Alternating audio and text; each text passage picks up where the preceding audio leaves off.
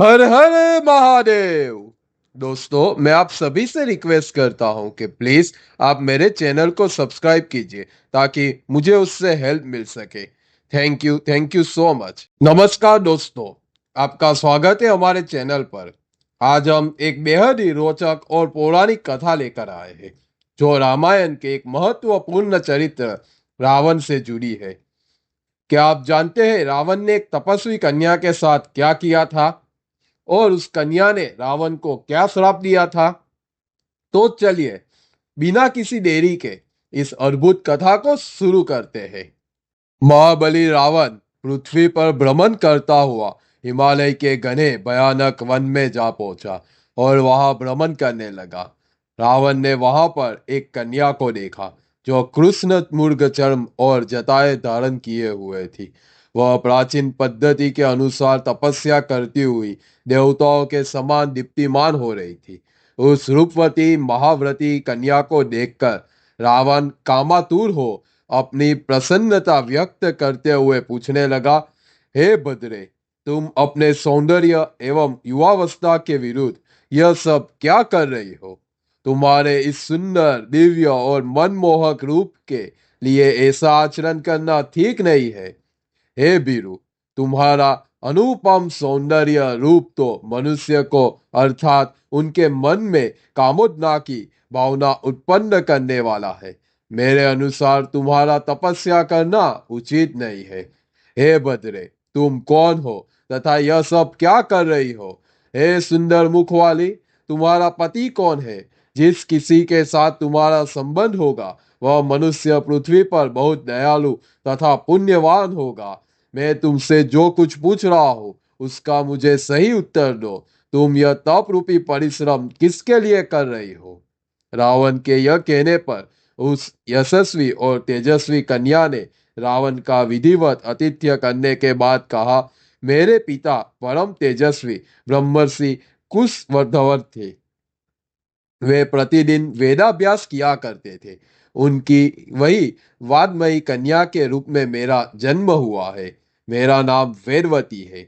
जब मैं वयस्क हो गई तो गंधर्व, देवता, यक्ष, नाग, राक्षस इन सभी ने वरण करने के उद्देश्य से मेरे पिताजी के पास जाकर मेरा हाथ मांगा।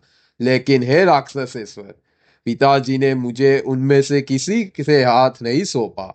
हे महाबलशाली रावण, इसका कारण भी मैं तुमको बताती हूँ। मेरे पिताजी ने यह इच्छा व्यक्त की थी कि सभी देवताओं के स्वामी भगवान विष्णु जी मेरे पति बने।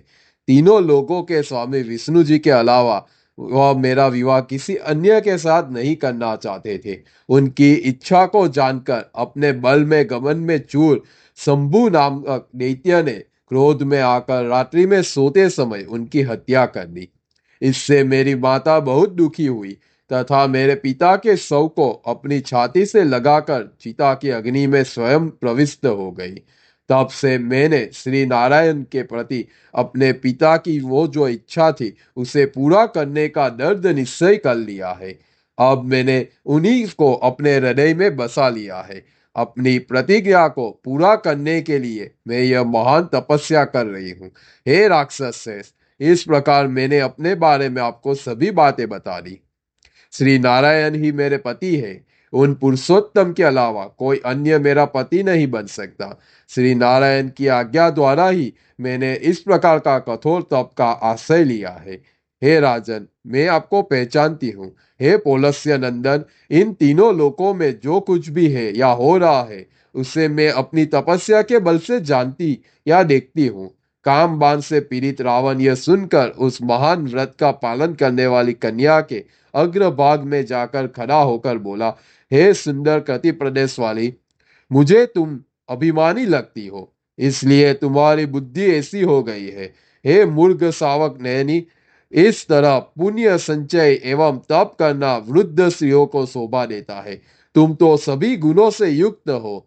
तुमको इस तरह की बातें नहीं करनी चाहिए। हे त्रैलोक्य सुंदरी, हे बीरू, तुम्हारी अलौकिक युवावस्था बीतती जा रही है।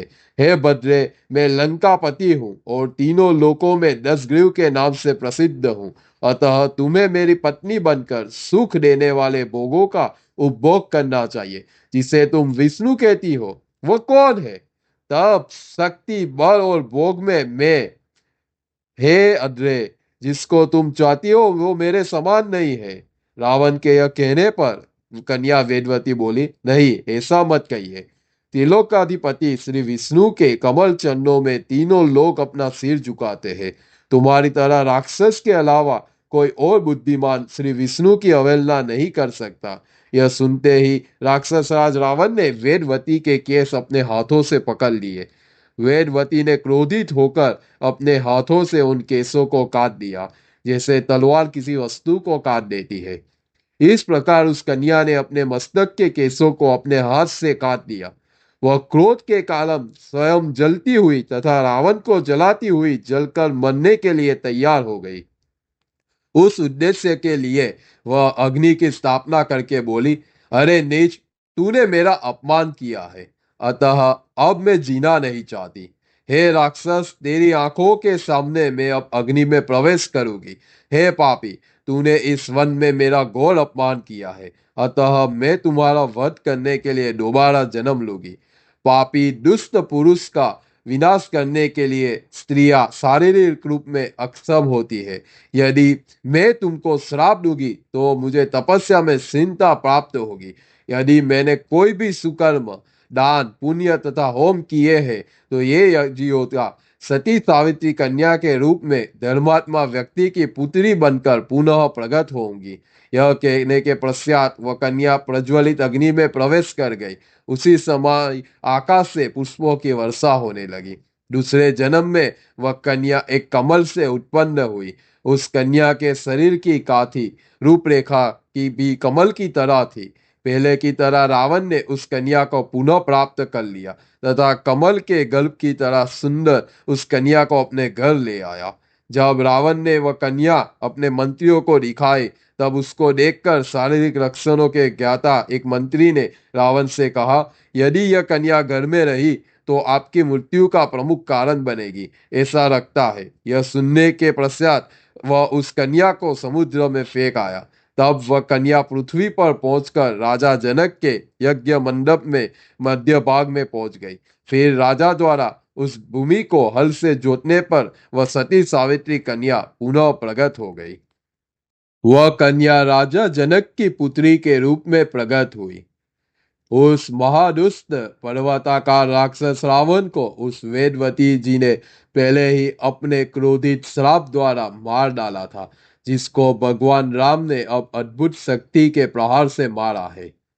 इस प्रकार वह देवी बार बार विभिन्न रूपों में राक्षसों का विनाश करने के लिए जन्म लेती रहेगी। अग्नि शिखा के समान उस देवी का आविर्भाव हल द्वारा जोते गए उस क्षेत्र में हुआ था। यह देवी पूर्व काल में वेदवती के नाम से जन्मी थी। उसके बाद त्रेता में रावण का वध करने के लिए प्रकट हुई।